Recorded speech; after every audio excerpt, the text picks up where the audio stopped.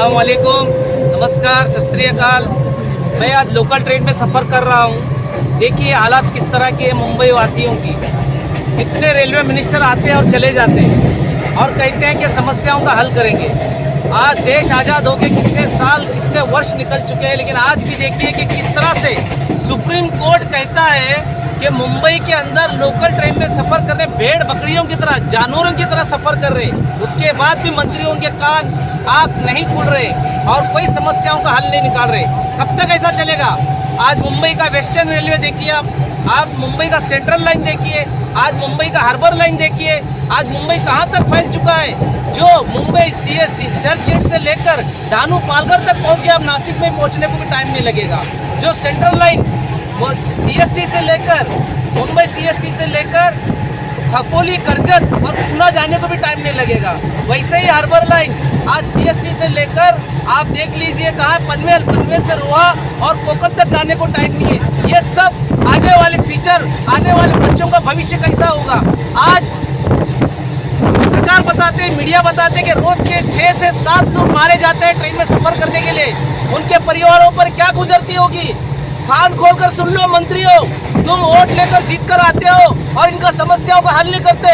करोड़ों रुपया महाराष्ट्र के मुंबई कर से आप लोग कमा रहे हो। अब मुंबई सीमित नहीं रहा, मुंबई तक ठाणा, पालघर, रायगढ़, हर जिला कल्याण तक ये फैल चुका है। क्यों नहीं इसकी 6-6 पटरियां तुम बनाते हो। इनलीगल रेलवे के बाजू में जितने भी जो झोपड़पट्टी बसी है, जो जगह कवरेज की है, उसको तोड़ने का काम क्यों नहीं करते आप लोग। आज कितना मुंबईकर को परेशान हो रही है। देखिए भेड़ बकरियों की तरह ये रेलवे में सफर कर रहे, पैर रखने को जगह नहीं है।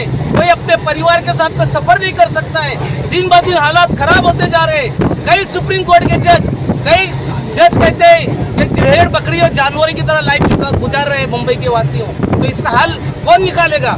लोग वोट देकर आपको चुन कर देते हैं, किस लिए देते हैं कि लोगों का समस्याओं का हल करे, उनका समस्याओं का रास्ता निकाले। मगर आज तक कोई रास्ता नहीं निकला। 2 वक्त की रोटी कमाने के लिए सुबह से शाम तक मुंबई कर परेशान है, मगर कोई इन पे ध्यान नहीं दे रहा है। कब आंखें खोलोगे।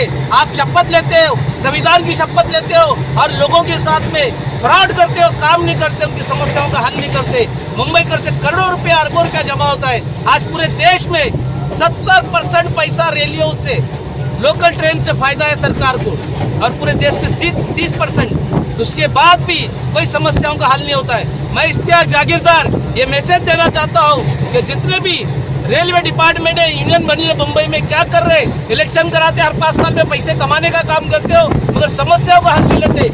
रोज के 7 लोग मर रहे हैं मुंबई के अंदर। उनके घर के क्या दर्द को समझने का काम किसका है। सरकार का काम है। आप सिर्फ बोलेंगे, बार बार बोलेंगे कि ये समस्या का हल होगा, मगर इस समस्या का हल आपको करना होगा।